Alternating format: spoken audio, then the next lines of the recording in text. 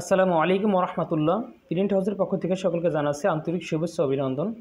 তো আজকে আমরা আপনাদেরকে দেখাবো যে আমাদের যে সিল আছে, ডেট সিলগুলো, সেগুলো হলো 3 লাইনের যে সিলগুলো, যেটা ম্যানুফ্যাকচারিং ডেট, এক্সপায়ার ডেট এবং টাকা লেখা থাকে, এগুলো আপনারা কীভাবে সেট আপ করবেন। তো প্রথমে আমাদের বক্সটা কার্টুন থেকে খুলে নিতে হবে। খুলে নেওয়ার পরে আমাদের যে এই যে যেটার উপরে আমাদের অক্ষরগুলো আছে, এগুলো আমাদের এখান থেকে একটা একটা করে খুলে নিতে হবে এবং ডান দিক থেকে কিন্তু আমাদের লাগাই আসতে হবে। এই এই লেখাগুলো ডান দিক থেকে আস্তে আস্তে আমরা লাগাই আসবো। উপরের লাইনে উপরে আমরা প্রথমে আমরা যে ম্যানুফ্যাকচারিং ডেট সেটা দেব, তারপর একটা এক্সপায়ার ডেট সেটা দেব, তারপর সর্বনিচে কিন্তু আমরা টাকা দেব। তো এই সেলগুলো কিন্তু আমাদের কাছে আছে, আপনারা চাইলে কিন্তু আমাদের এখান থেকেও আপনারা এই সেলগুলো বানিয়ে নিতে পারেন। এগুলো কিন্তু আপনারা অটো ডেট সিল হবে। এখানে আপনার দেখা যায় যে আবার যদি কোনোটা পরিবর্তন করতে হয়, এখান থেকে একটা কিন্তু আপনার উঠাইয়ে নিয়ে কিন্তু আবার একটা ওখানে রাখবেন।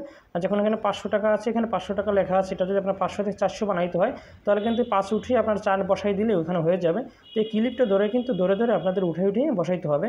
তো এটা খুবই সিম্পল একটা জিনিস। এবং এখান থেকে দেখেন যে আমাদের যে কিটে দেওয়া থাকবে, কিটের উপরে যে অংশটা আছে, মাঝখানে যে অংশটা আছে, ওটার উপরে একটা সুন্দর মতন ধইরা তারপরে এটা সিলটা বসাবো। সিলটা বসানোর পরে কিন্তু আমরা এই যে সিলের উপরে যে অংশটা আছে সেখানে আমরা লাগাই দেবো। তাহলে আমাদের বুঝতে সুবিধা হবে যে কোন দিক থেকে আমরা ধরে সিলগুলো মারবো। এই লেখাটা যেদিকে আছে দেখা যায় যে আমরা ওই দিক থেকে কিন্তু সিল ধরে মারলেই হয়ে যাবে।